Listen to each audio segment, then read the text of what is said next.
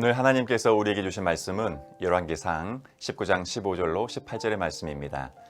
여호와께서 그에게 이르시되 너는 내 길을 돌이켜 광야를 통하여 다메섹에 가서 이르거든 하사엘에게 기름을 부어 아람의 왕이 되게 하고 너는 또 님시의 아들 예후에게 기름을 부어 이스라엘의 왕이 되게 하고 또 아벨 무올라 사밧의 아들 엘리사에게 기름을 부어 너를 대신하여 선지자가 되게 하라.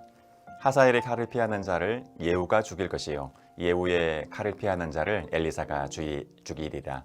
그러나 내가 이스라엘 가운데 7,000명을 남기리니 다 바알에게 무릎을 꿇지 아니하고 다 바알에게 입맞추지 아니한 자니라. 아멘.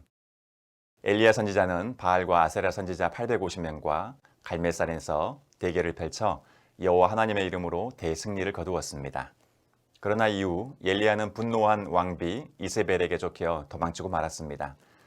엘리야는 갈멜산의 대승리로 말미암아 당장 이스라엘의 대대적인 종교개혁이 일어날 것으로 기대했지만 기대한 대로 되지 않고 오히려 자신이 죽을 위기에 처하자 절망하여 도망치고 말았던 것입니다.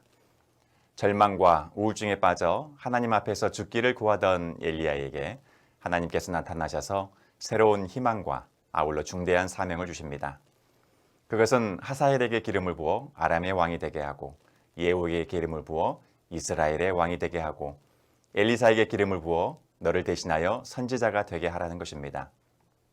여기 나오는 사람들 하사엘과 예후와 엘리사는 모두 아합의 가문을 멸망시킬 자들입니다.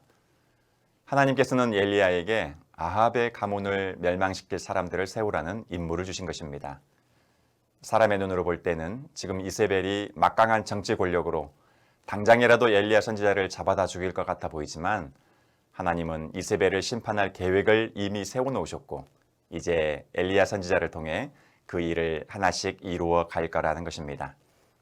그러므로 우리는 내 인생의 문제 가운데 내가 기도한 대로 대단하고 놀라운 역사가 나타나지 않는다 할지라도 전혀 절망할 필요가 없습니다. 또 놀라운 기적과 같은 일이 일어났음에도 불구하고 사람들의 마음이 여전히 강팍하고 교만이 행한다 하여도 실망할 필요가 없습니다. 내 눈에 실패로 보이는 것이 하나님께는 성취를 위한 과정임을 기억하고 우리는 끝까지 믿음을 가지고 인내해야 합니다. 또한 엘리야는 이세벨의 위협으로 인해 좌절할 때에 이스라엘의 하나님을 믿는 선지자는 자기 혼자밖에 없다고 하나님께 하소연했습니다. 그런데 하나님께서 말씀하십니다. 내가 이스라엘 가운데 7,000명을 남기리니 다 바알에게 무릎을 꿇지 아니하고 다 바알에게 입맞추지 아니한 자니라. 성도가 세상에 살면서 정말 하나님의 뜻대로 살고자 최선을 다하면 마음에 애통함이 생기게 되고 외로움도 생깁니다. 그런데 그렇게 영적인 고독함 속에서 괴로워하던 성도가 정말 힘을 다해 주님을 믿는 다른 성도들의 모습을 보게 되면 마음에 큰 위로를 받게 됩니다. 엘리야 선지자에게 그런 위로가 필요했는데 하나님께서 바알에게 무릎 꿇지 않고 바알에게 입맞추지 아니한 7,000명의 거룩한 성도들이 있음을 알려주신 것이죠. 분명 엘리야 선지자는 말할 수 없는 마음의 위로를 받고 힘을 얻었을 것입니다. 하나님은 지금도 그러한 위로로 저와 여러분을 위로하기를 바라십니다. 그리고 우리가 서로에게 그러한 위로가 되기를 바라고 계십니다. 우리 모두가 말씀과 기도로 깨어 세상의 잘못된 관행과 권세 앞에 굴복하지 않는 의연한 성도가 되기를 바랍니다. 또한 세상의 향락과 재물에 입맞추지 않는 거룩한 성도가 되기를 바랍니다.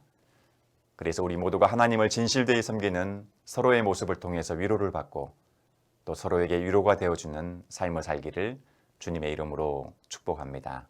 기도하겠습니다. 하나님, 눈에 보이는 역사가 없어도 하나님은 쉬지 않고 일하심을 신뢰하며 인내하게 하시고 세상에 굴복하지 않는 7,000명의 거룩한 성도가 있음을 깨닫고 오늘도 주님의 뜻을 따라 좁은 길을 걷게 하옵소서. 예수님의 이름으로 기도합니다. 아멘.